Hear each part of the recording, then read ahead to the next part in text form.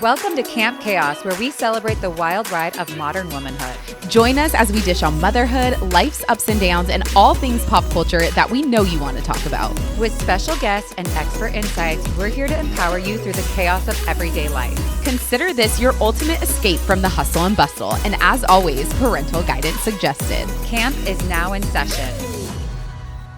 Kendra Allen, our Breakup Bestie. Welcome to Camp Chaos. We are so excited to have you here. Thank you guys for having me and having another Kendra. I mean, honestly, the chances are insane. The chances are insane. And like the fact that she didn't want to sit in the middle and be sandwiched between us. I'm like, this is the only time you're going to get to it's never going to happen again. So I hope you don't regret I know. it. Okay. My breakup bestie. Like no one, we were talking about it when we were figuring out what to talk to you about. We're like, nobody just gets into this industry. Yeah, you don't just like fall into like the breakup life. It's real. So let's go back to like give us the pivotal moment in your life where like this journey to Breakup Bestie started. Yes, I know. I always joke. I'm like, it wasn't something that like I had on career day in high school of like, I'm going to be a breakup coach when I get older. No, it started with a breakup, like a really bad breakup back in 2015. And just like some backstory, I got sober really early at 21. Which was like... Okay, that's kind of huge. It is, yeah. And that's a huge part of your identity. To get sober at 21 when most people are probably starting their party Exactly. phase. Yeah. So you obviously started life very young. Yeah. I mean, I think I like had my first drink of alcohol at like 15. So it was pretty like expedited, 15 to 21. Honestly, I probably could have gotten sober earlier, but... Yeah. But, you know, stuff happens. Was there a moment that made you be like, oh, I have to stop? Kind of. And it's fun. It's like, I guess it's not funny, but it's like there were so many things that happened prior to like what led to that day that would have made more sense to get sober. Like times like I was in the hospital or like things like that. But I basically finally told someone because I was being so secretive just because like when you're drinking like that, it's just like a lot of shame. And like I was blacking out a ton and like finding out things I did that like I obviously wasn't proud of. So I wasn't really talking to people, but I was talking to my cousin and I said, I have some friends from high school coming to stay with me. I was living in downtown Huntington, which was obviously like the worst place to be living if you have a drinking problem. And I was like, I really cannot black out tonight. Like I haven't seen them in a few years. I need to keep my shit together. And then I woke up the next morning, no idea where they were, no idea what happened. Like one of them had to call a boyfriend to come pick them up. And I was like, I've lost all control. I've lost the control over this. Like I can't, even if I really, really want to. And I finally admitted to someone that I really, really wanted to not do that. I couldn't. So it's like when you say it out loud, it's going to hold you accountable for doing that. Exactly. So I woke up and so it was like a couple days after that where I woke up and I realized like, oh, nothing else is the problem. Like I pointed to like everything else that was the problem. People like hanging out with the wrong crowd, stress from school, all this stuff. You could always find an excuse. But that morning I couldn't. It was like, oh, this is the issue. It's the alcohol. Like, I'm the problem. It's me. Exactly. Yeah. 100%. Yes. How do you Pre-Taylor. love that song? I love that song. The whole album is about me. So I asked my mom for help that day and got into like an outpatient treatment program. I was about to stop. What was that conversation like with your mom? It was like, oh, thank God. You know, it was no secret, you know, like we had so many conversations. It's hard to hide alcohol. It's so, because now when I see people who are really drunk and how did I think I could hide that? Yeah, like you smell, it's so pretty obvious. Yeah, it was very obvious. So right when I told her, it was, oh my gosh, thank God. Let's do whatever we need to help get you help. And you had a support system. Yeah, I had a support system right away. And that's honestly what ended up ultimately leading to Breakup Bestie, because when I said I wanted to get sober, it was, okay, let's get you into a program. Let's get you into a therapist, start going to support groups. It was like, I'll throw every resource at you to help you. And there was so many like guides and programs. And then when I had that breakup, it was my first serious breakup in sobriety. So it was like, I had nothing, I couldn't drink. It's like, you can't. You had no crutch. No crutch. And were you with this person before you were sober or after you were sober? No, I sober? met him right before I had a year sober. So I met him early on in sobriety. And so we broke up and I was like, what do I do? I don't know what to do. If you can I'm such a list person. Give me 10 things to do. I'll do all of them to make me feel better. But there was nothing out there for breakups. So I spent the next year really trying to figure out how to go through a breakup in a healthy way, because before getting sober, I had gotten out of an abusive relationship. I had like a series of very emotionally unavailable relationships that I never dealt with. So it was kind of like when that breakup hit, I was going through the past 4 all in one. So I really took that next year with therapy and asking people and reading books and doing all the things.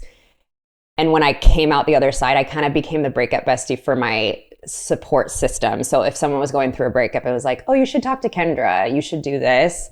And so I started just kind of writing about my experiences in a blog, and eventually was like... You like literally diaried it. Yeah.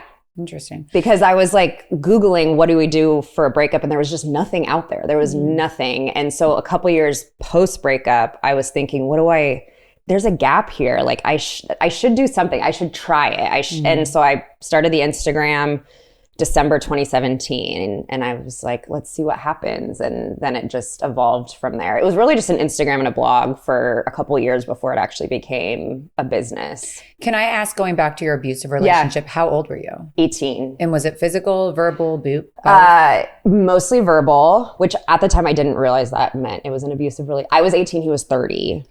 Oh. Yeah. Yeah. So there was a lot of dynamics going on with that. So I was 18, he was 30. I thought he knew better. It was like my first serious relationship. So I kind of trusted whatever he said about relationships and just fell into this. So we were in it for almost 3 years.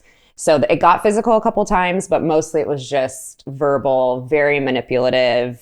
I mean, he was a textbook narcissist.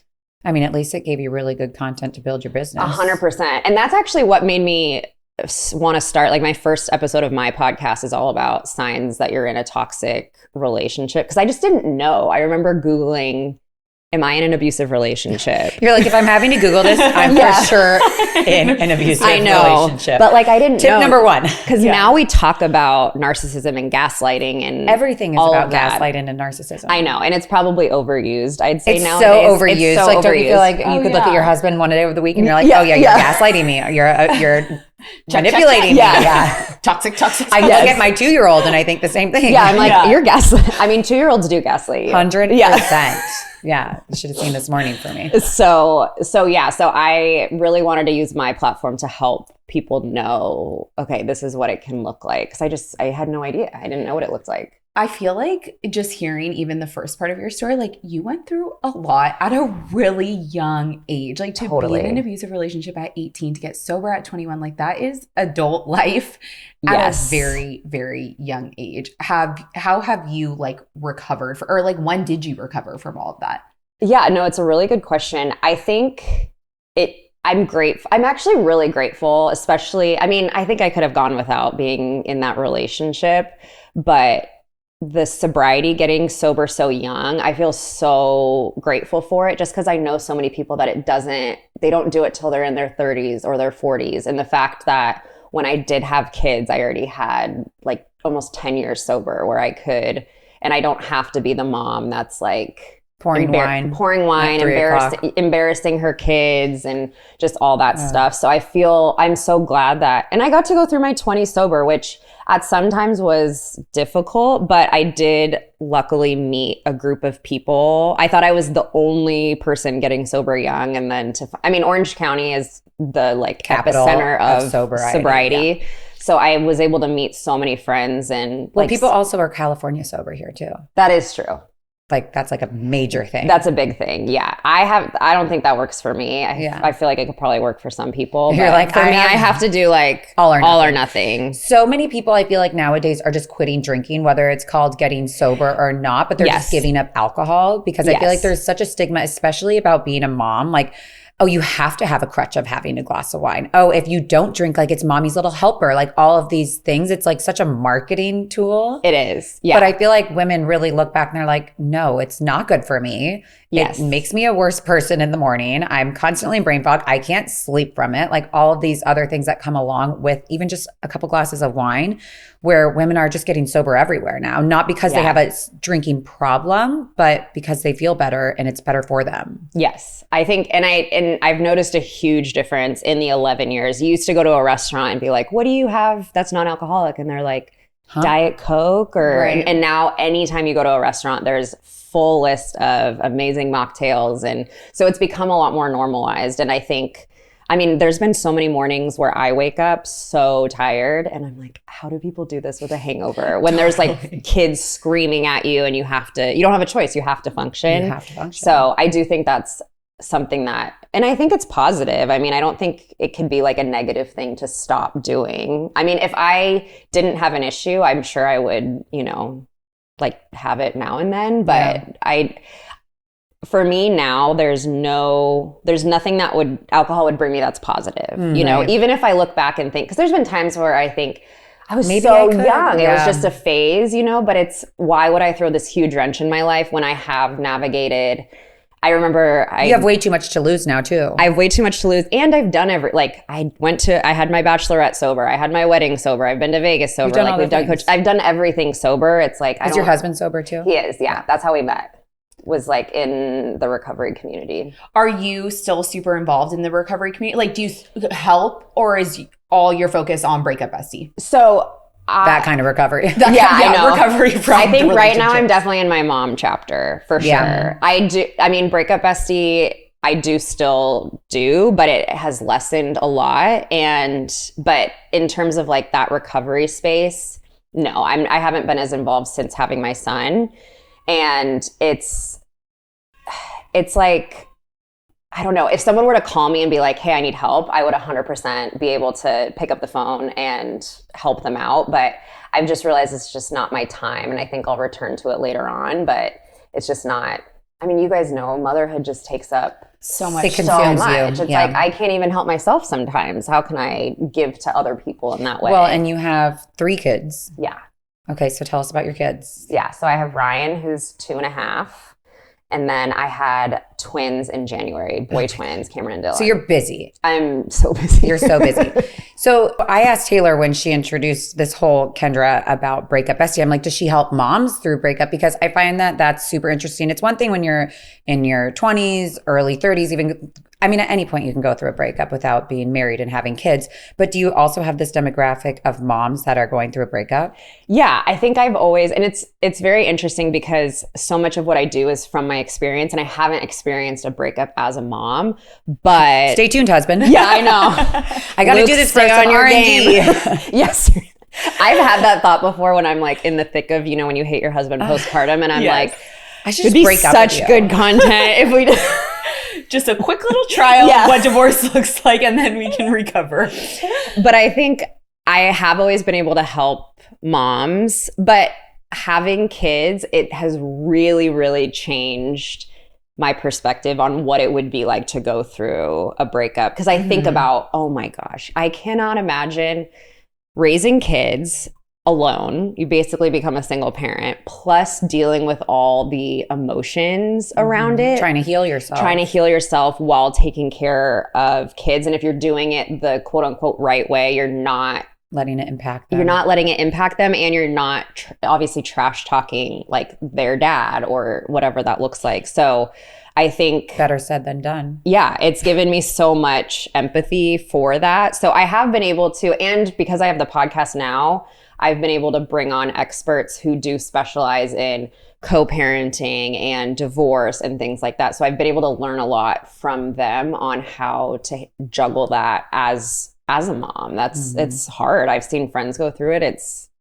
not easy. Well, I don't really think any breakup is easy, hence like why this is so helpful. When you talk about that like tough breakup that you had, I think you said in 2015, and you started to do research, like when you were doing research, what did you find that is the best way to go about starting a breakup? Like, is it no contact? Is it like a big blown out fight that causes like explosions and then you leave? Because we've had it all. That happens.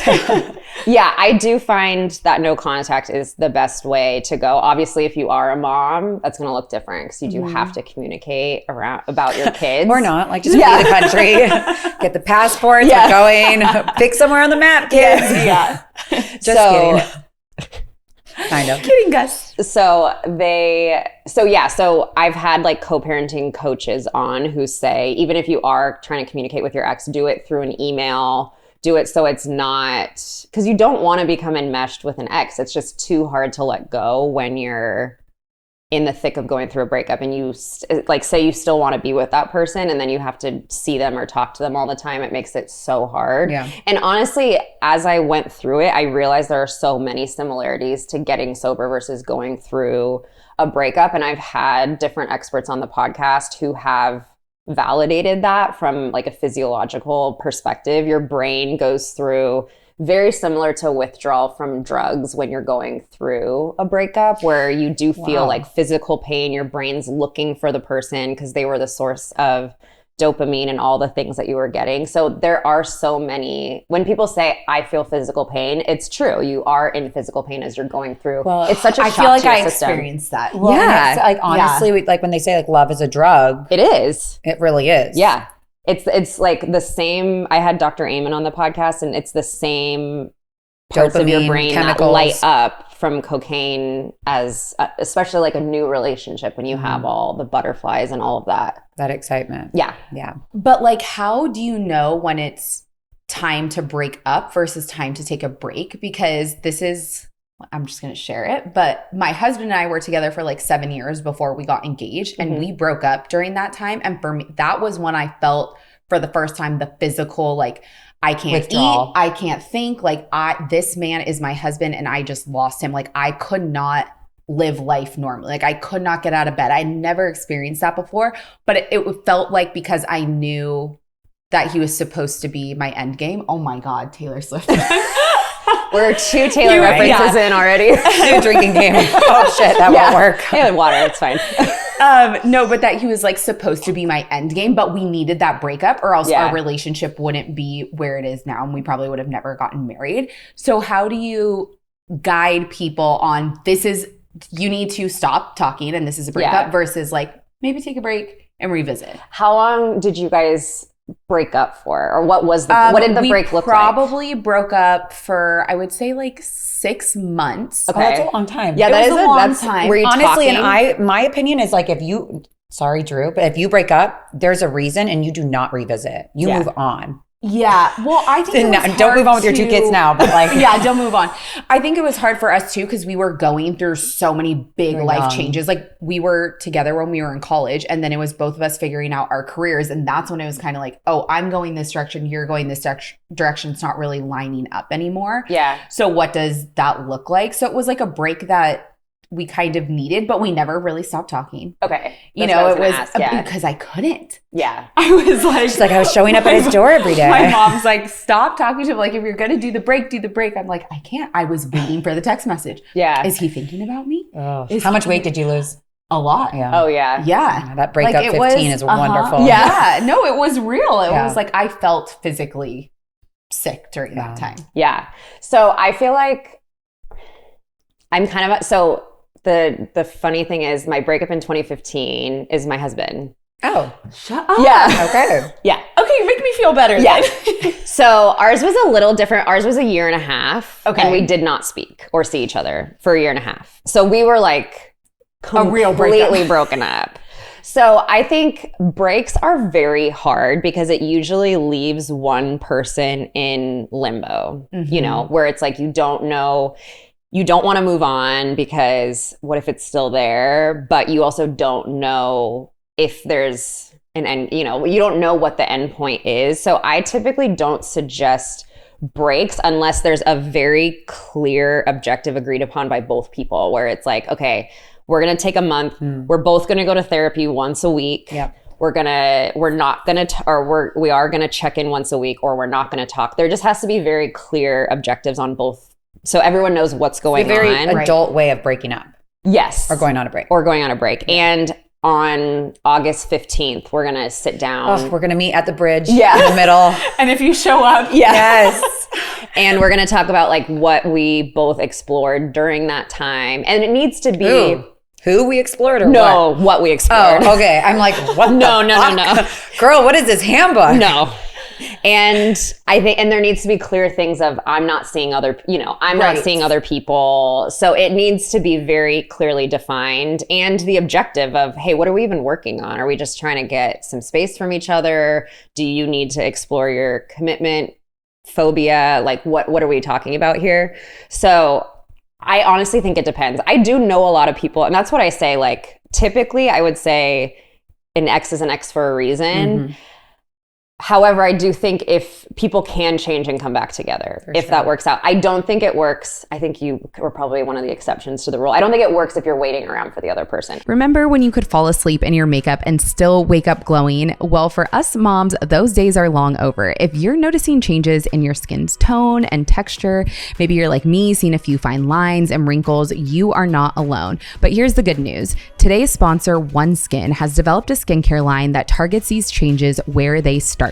Your cells. OneSkin's topical supplements are powered by their proprietary peptide OS1, scientifically proven to target the dysfunctional senescent cells that start to accumulate around age 30. These are the cells that make skin dull, dry, and more prone to lines and wrinkles. Plus, all of OneSkin's products for the face and body, including their new mineral sunscreen, are backed by lab and clinical studies and more than 8,000 five-star reviews. For a limited time, you can try OneSkin for 15% off using the code CAMPCHAOS when you check out at oneskin.co. Start your new scientifically proven skincare routine today with OneSkin.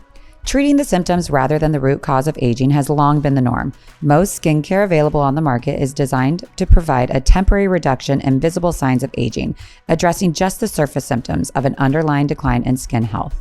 OneSkin is the world's first skin longevity company. By focusing on the cellular aspects of aging, OneSkin keeps your skin looking and acting younger for longer. Get started today with 15% off using code CAMPCHAOS at oneskin.co. That's 15% off oneskin.co with code CAMPCHAOS.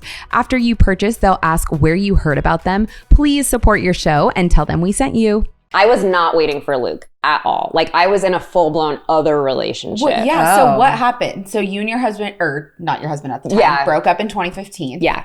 So he never knew if he wanted to get married or have kids. And he knew I very much wanted to get married and have kids. So you're like, what are we doing here if you don't know that? It was honestly him. And I think that's a big reason it worked, is because he's the one that cut. Because he knew I would keep hanging on, hoping that things would change. And he's like, this is not... I'm going to change you. Yeah, exactly. Of course. So he said, this is not fair to you. I'm going to cut ties and go. I'll be the bad guy in order to, save you. So we completely broke up. That was the first time I practiced true no contact in a breakup. I thought I was dying. It was so hard. And there were so many times I typed things out to him and then deleted it. I had like friends change my social media passwords for a time so I couldn't look at what he was doing. So it was very rough. And then a year and a half later, I was in a new relationship. We saw each other for the first time at a mutual friend's wedding. That was the first time we had seen each other. And You were with your current boyfriend? No, he couldn't go to the wedding. Perfect. So I went with a friend. Love that. And I wanted to talk to Luke and just tell him, hey, I'm doing fine. I promise. I just told him hey, I appreciate that you let me go. I do really appreciate that. And I'm sorry that I was trying to change you into someone that you weren't. You clearly knew what you wanted, and He did the adult thing by letting you go. Yeah. And so I said that to him, and that was it. And then we went our separate ways after the wedding. And then 3 weeks later, I got an email from him saying, hey, it was really good seeing you. I really would love to get coffee. And there's something I want to say to you. I want to get you pregnant. Yeah, I know. But long story short, Yeah.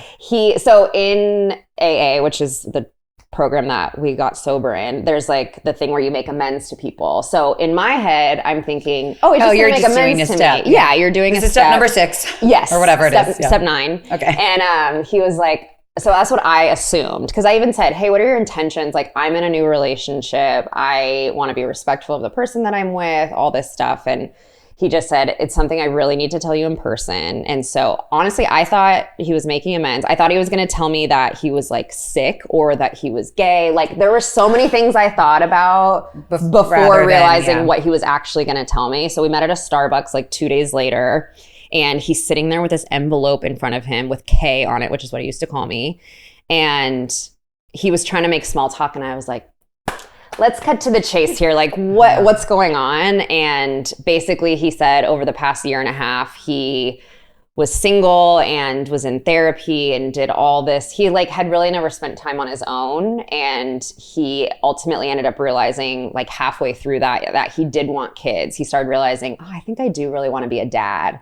And then realized, okay, that would mean I do want to get married. And then when he saw me at the wedding, he was like, shit, it was supposed to be with Kendra.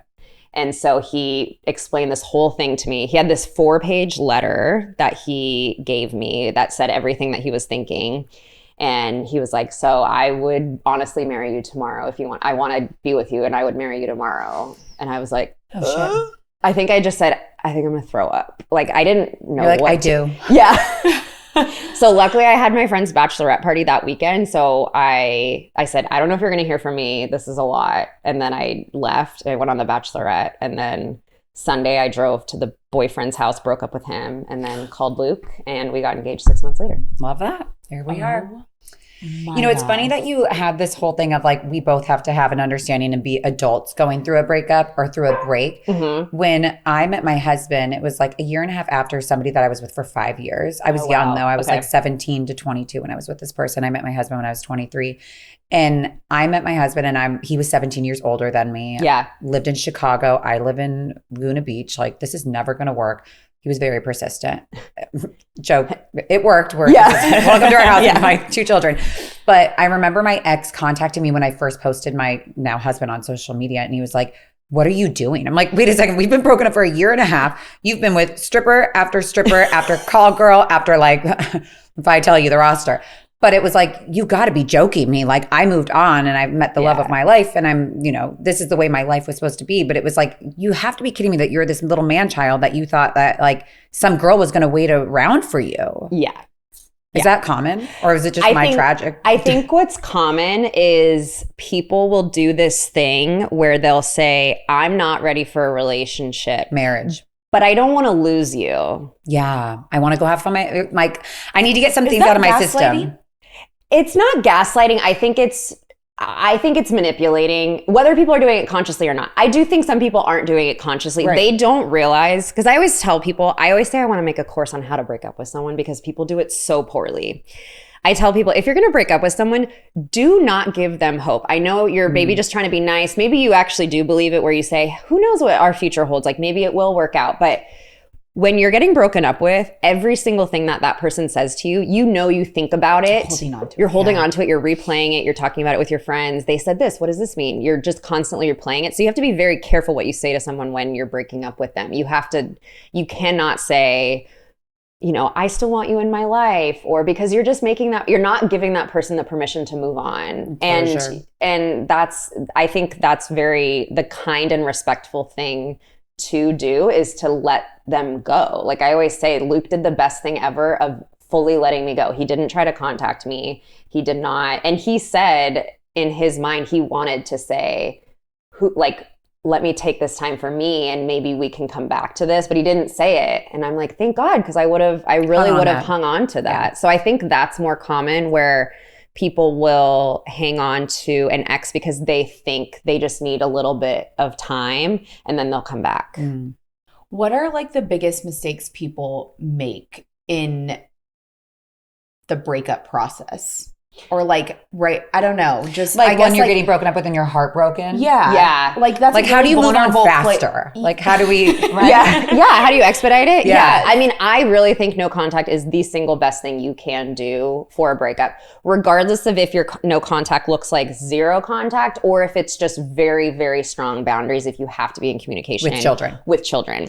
And no contact, I think, is also like no social media contact, like no following that person. Stop stalking them. No, because I tell people, like, when I got sober, if I had a bottle of wine in front of my desk at my job every day, I would end up drinking it, you know? So if I'm looking at my ex on social media every day and I can see what they ate for lunch and how they're working out, all that stuff, I'm going to reach out to them. I'm going to want to smell his breath. Exactly. And then and that's the thing. When you hear their voice, when you smell them, when you, like, if you were to see them, your body is just flushed with all those chemicals again. It's really and your body has to detox those all over again, you know? So if you do think about it like a detox, it needs to get fully out of your system. So I think no contact is one of the biggest things. I think one of the other things is people do not validate how hard a breakup is. I think they think they're just handling it poorly because they're struck by it so deeply, and people don't realize how much a breakup impacts them. So they think,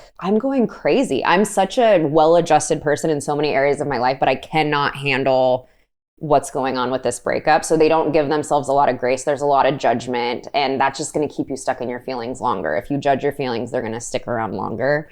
And then I think the third thing is they try to do it alone. I think a lot of people, especially too, if they're in our chapter of life, all their friends are married, so they just assume that we forgot what it's like to go through a breakup. So they think, oh, I can't reach out to my friends that are married and have kids, when in reality she's too busy and she has no idea what this is like. She doesn't know what it feels like. But you know, I know for me, and I'm sure for you guys, if one of your friends called and said, hey, I need you, it's like, we still can remember what it's like to go through a breakup. Come over and feed one of my kids and then let's talk. Totally, yeah. I can, I'll help you. So I think people believe no one understands them, that no one can help them, and so they do it alone. I think that's the third biggest. What about moving on? Like dating, like starting a profile? So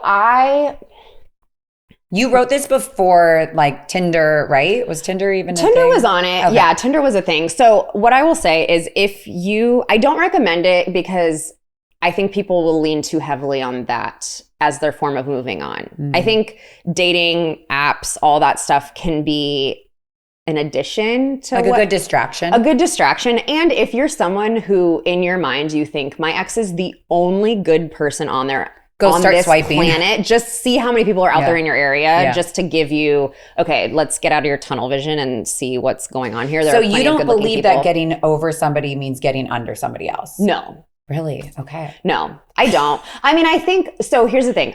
When I went through my breakup back in 2015, I ended up having like a one night stand with someone who I thought was good looking for a really long time. And I went into it knowing this isn't gonna solve anything. But I'm gonna do this for fun, and it's gonna make me feel good for a certain period of time. And the guy left, and I started crying, and I was like, nope. That certain period of time was about 20 minutes.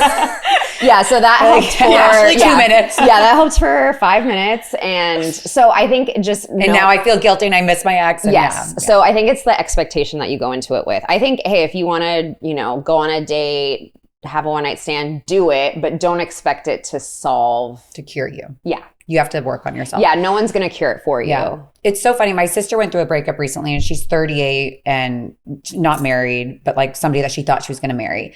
And then as soon as she like even murmured the words, my mom and I are like getting her on Hinge, and like we are going to move on so fast. And we're like, look at all these eligible bachelors. Like this one has a kid. That's perfect. You're going to be a great stepmom. Like we're already planning her life. Yeah. But so she like got into it for a second, and then she was like, wait a second. Like it almost did more damage than good because the guys were not responding. The guys were emotionally unavailable. They have their kids 50%. Like everything was just I think going through a breakup when you're in your 30s and people are in careers and have children, like there's so much more that plays into it than when you think your heart's broken at 20 years old. Yeah. And it's not something I've experienced, but of all the people that I've talked to, dating when you have kids is something that's so difficult because it's such a thing of, I get certain time with my kids. So, there's just so many more things to balance. But I do believe that if you go into dating too soon, it can be damaging because I tell people always ask, when is the right time to start dating again? It's different for everyone because there are people who are leaving marriages and the marriage was over so long ago before it actually was divorce, where they could probably start dating right away and they've been over that person for a long time because the marriage had ended a long time ago. There are people that were with someone for only 6 months, but it takes them another 6 months to get over them. Is that like a true rule where they say cut it in half, your relationship? Like if you've been with the person for a year, 6 months is going to be the thing to get you over I don't think so. I think for certain people, but like people who are in marriages for 10 years, it doesn't take them 5 years to move on. How long? Like, I mean, it could take, it could have already been over. Like, to your point. It honestly really depends. So I tell people, if you want to know if you're ready to start dating again, think about your first date going absolutely terribly wrong and how does it make you feel? If it makes you feel like it's the end of the world and you're going to be hopeless and you're never going to find someone and you're going to give up on dating for forever, it's too soon, because the chances of a bad first date, unfortunately, are pretty high. So you don't want to go into it thinking this is my end all be all on this first date. I just want to use it as an experience to meet new people, to try this out. Then you're good. My mom always says that if the thought of your boyfriend, husband, fiance with somebody else doesn't make you ill, like if it doesn't make you ill, then you're not in love. And like you need to get out of that. I like that. I think that's true. Yeah, that's a good point. This is like listening to this stuff. It's like, this is such a complex industry that I feel like it is. Yeah. So with Breakup Bestie, like, are you offering one-on-one coaching? Can someone come to you and say, Kendra, I'm going through a breakup, or like, I'm thinking about breaking up. Can you help me? Yeah. Send text message to literally. Yeah. So I don't do coaching anymore ever since the twins were born. I'll go back to it. I think because you don't even have enough hands for all your children. Exactly. Yeah. So, but yeah, I did do one-on-one coaching. And what's really interesting is most of my coaching clients were male, which I think is very interesting because they don't feel like they can go to their friends and process it and things like that. So they need more Totally help. True though. Like think about it. Like girlfriends, it's like, come on over, rally around me. Like what guy have you ever seen of like, I need my guys. Like we'll take him out and like get him drunk and like, here's a cute girl. But like, they're not going to come over and watch like sad movies and like, they're not going to let them talk about it for hours and hours and hours. Interesting. Yeah. So I did do coaching and the podcast has been great just because it is so complex. There are so many things because I've been doing the podcast for 4 years. I keep thinking I'm going to run out of topics. I'm going to run out of people to interview, but there are people keep breaking up. People keep breaking up and there are so many things that have to do with breakups. There's just so many avenues that you could take a look into. Do you ever think after all the people you talk to, like you should start a matchmaking business of like, no. Oh my God, this guy's so great. You would be so great with this girl that I met. I feel like if anything, it has made me realize I'm not in the dating realm at all. Like I never want to have to help people with dating. I will help them with going through a breakup, but I will pass the dating off. I feel like so lost. It's too hard. Yeah.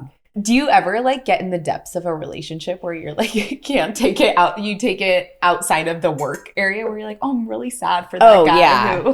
I mean, especially now when I get messages from people who say I'm pregnant and I'm going through a breakup, or just like these heartbreaking stories of people that are moms or have kids. It's like, oh my God, how can I help you? Because this is like so tragic to be going through. I've had coaching clients where they're getting back together with an ex that I know is awful because they spent an hour on a previous session telling me about how awful the person is. So yeah, I think, but in some ways it makes me feel really grateful for my husband. 100%. Like, so glad I'm not going through a breakup at this Let's juncture. this it's good marriage insurance. It is honestly good marriage insurance. Yeah. You're like part therapist then.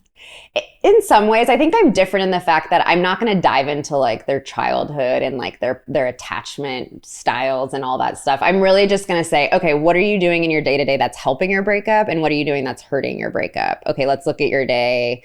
Okay, you're spending 30 minutes stalking them on Instagram. Let's cut that one out. And especially with the men, you don't have any issue like breaking them open. Like, are they in such a vulnerable state? Because I feel like, I don't know that men would be like, yeah, I was stalking So I think my perspective on men going through breakups has changed so much since starting my Instagram specifically, because I used to have in my bio that I help women going through breakups, and I would get so many messages from men. Why is it only for women? I need help too. So I realized men go through it. They are stalking their exes' pages. They are crying, you know, at Love nights, that. missing their exes. Love that. I know. And it's been really, and Cry. I feel like I post on my page, hey, men are going through this. And I'll like anonymously post messages that I get from men like, hey, this is what men are going through. It's not just, I don't think there's any really black and white. Certain people do this, certain people do that. Even people who end relationships, they think,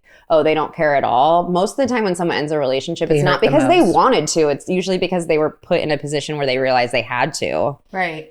With everything that you've been through with sobriety and like the breakup bestie, do you feel like that's going to change the way you parent your boys? That's a good, I've thought about that like the first time one of my boys goes through a breakup. It's going to be so hard for me not to. Like, come into my session. I feel like it's going to be way harder for you. You're really good at like arm's distance, but like I bet you when it happens to you, you're going to be like, oh shit. And that you have 3 boys? Yeah. Oh, I know. You're going to pick the bride. I'm scared for when the first girl breaks my son's heart. I'm like, oh no. Oh, I know. My son, he like got his feelings hurt from another kid the first time yesterday. And I was like, like, how do I talk him through this? Yeah. Well, and I'm like, how do I not go yell at an 8-year-old over there?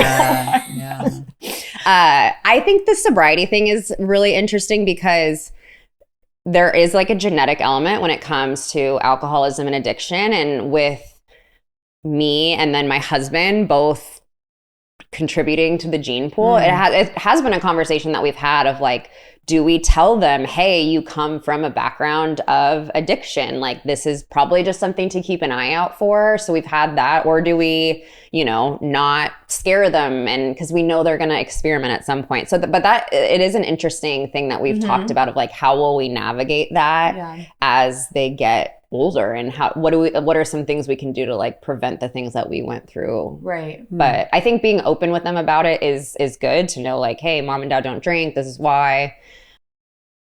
But yeah, I think that will change for sure when they become teenagers. Scary. Oh my God. I don't know what's scarier, that or the breakups. I know. Like they're like, and they could go hand in hand with one another, you know? Well, it's funny. I feel like when you have kids, you think like, oh, this is the hardest and it's just going to get easier. And now as your kids get older and they do new things, you're like, oh no, it's just a new kind of hard. Yeah, it's just the hard thing changes. Yes. Yeah. And then like when they start driving, like, can you imagine? Like, where are you? Oh my God. No, when I complained to my mom about the kid, she's like, just wait. Just wait. And then even now it's like my best friend just had a baby and she's like, oh, we have to make sure she's pooping, right? I'm like, oh. How sweet that's your fucking worry. I was worried about, you know, the number of poops and pees. Oh, yeah. Like, oh God. Who cares? Like, they'll be fine. They're fine. Yeah. But that's the thing. It's like whatever stage, you know, breakup, whatever, like I don't know. I feel like going through breakups and getting sober has given me a lot of tools that has helped in parenting, or just remembering like things are going to pass, like things are going to get better. I mean, like having a good support system is a through line. I think that helps with motherhood or sobriety or going through a breakup. It's, you know, we're not meant to like do stuff by ourselves. No, we are not. Yeah. Well, now you said you're in like your motherhood era, but you're still doing Breakup Bestie podcast. Like, what's next for you? Is it just motherhood? Is it just continuing the podcast, business? You know, it's interesting. I don't know if I'll return back to coaching. I think when they start school, maybe it's something I'll dip back into. I love podcasting. It's so fun for me. And that's when I saw you were starting and I was like, oh my gosh, like if I can help with anything, because it really is so fun to be able to talk to people and just constantly be learning. And I've always loved listening to podcasts, so being able to put one out. So the podcast will definitely keep up.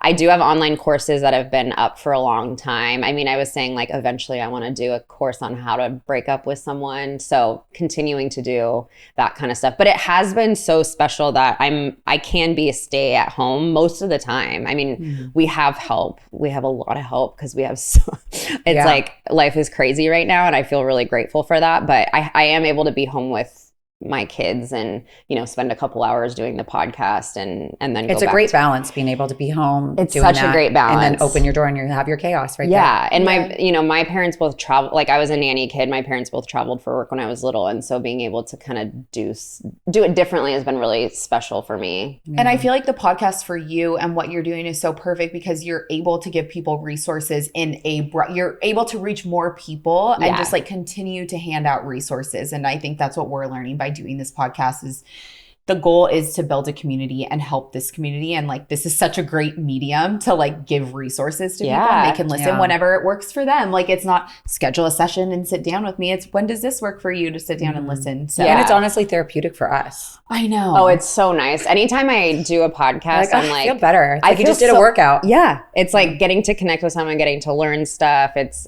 so fun. So I'll definitely keep it going. I mean, I don't know how much longer I can keep talking about breakups, but I'm sure I'll keep. People are going to keep breaking up. I know. Yeah, I know. this is not the end. Yeah. Okay, well, tell everyone what your podcast is and where they can find you on social media. So my podcast is called Heal Your Heartbreak, anywhere you get your podcasts. And best way to connect with me is on Instagram at your Breakup Bestie. I love it. Gosh, Kendra, thank This you was for so being much here. fun. Yeah, thank you guys for having me. This was